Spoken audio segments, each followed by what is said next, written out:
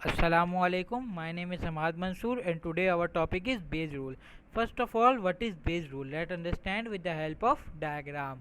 Basically in Bayes rule we have two or more than two events and an intersection exists between them. Here we have two events E and E bar and intersection between them is A. A is divided into two parts, E intersection A and E bar intersection A.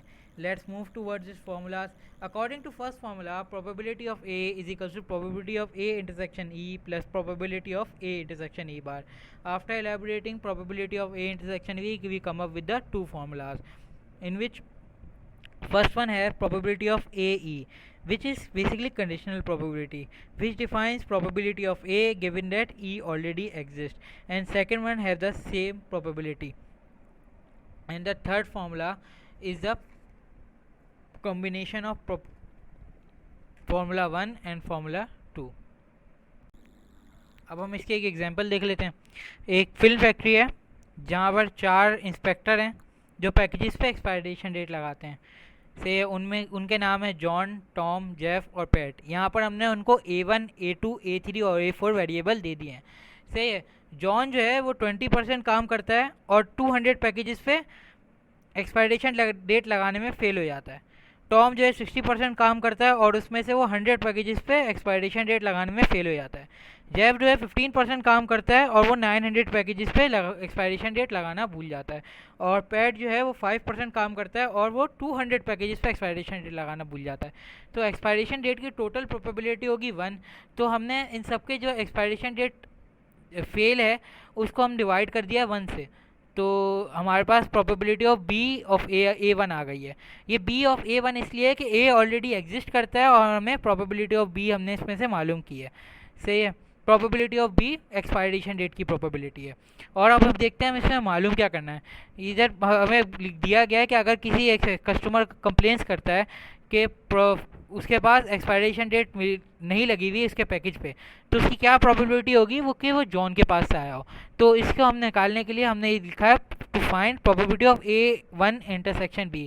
इसका मतलब ये है कि A1 की probability निकालनी है कि और B ऑलरेडी एग्जिस्ट करता है, एक्सपायरेशन डेट एग्जिस्ट करती है, लेकिन हमें पता करना है कि जॉन की प्रोबेबिलिटी क्या होगी उसके अंदर. तो हमने उसको मालूम करने के लिए हमारे पास ये वाला फॉर्मूला है, लेकिन अभी हमारे पास ना प्रोबेबिलिटी ऑफ बी पता है हमें ना A इंटरसेक्शन B पता है. तो प्रोबेबिलिटी ऑफ B निकालना है. प्रोबेबिलिटी ऑफ B निकालने के लिए हमारे पास ये वाला फॉर्मूला होता है कि पहला वाला फॉर्मूला यहाँ पे हमने एलेबोरेट किया बेसिकली. तो सबके इंटरसेक्शन को हमने ऐड कर लिया और अब हमारे पास ये वाला फॉर्मूला तो लग नहीं सकता क्योंकि हमने प्रोबेबिलिटी ऑफ B तो मालूम कर रहे हैं ना. तो इसके लिए हमने दूसरा वाला फॉर्मूला लगाया कि प्रोबेबिलिटी ऑफ B और A1 ऑलरेडी एग्जिस्ट करती है multiply by probability of A1. सही है. तो यह हम मालूम करेंगे अभी. तो जब हमने इनके अंदर वैल्यूज़ पुट की तो हमारे पास आंसर निकल गया और हमने वही पहला वाला फॉर्मूला दोबारा रिपीट करा यहाँ पर और उसके अंदर हमें उसको रीअरेंज कर लेते हैं. रीअरेंज कर लिया यहाँ पर. रीअरेंज करने के बाद हमने देखा A1 इंटरसेक्शन B भी नहीं पता अभी तो हमें.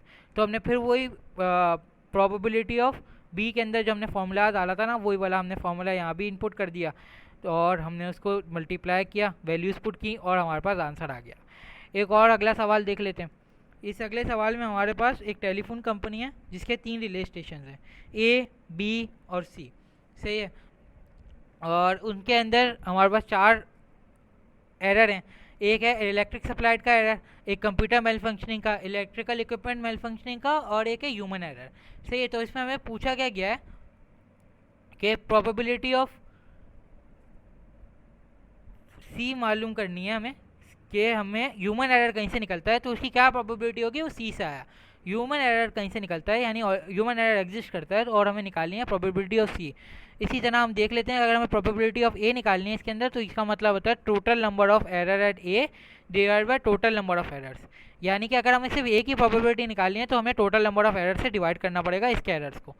और अगर हमें H ऑफ C की निकालनी है कि ह्यूमन एरर में प्रोबेबिलिटी ऑफ A क्या होगी हमारे पास, तो इस तरह हम निकालेंगे कि 7 divide by total number of A. ये भी हमने निकाली है H ऑफ A.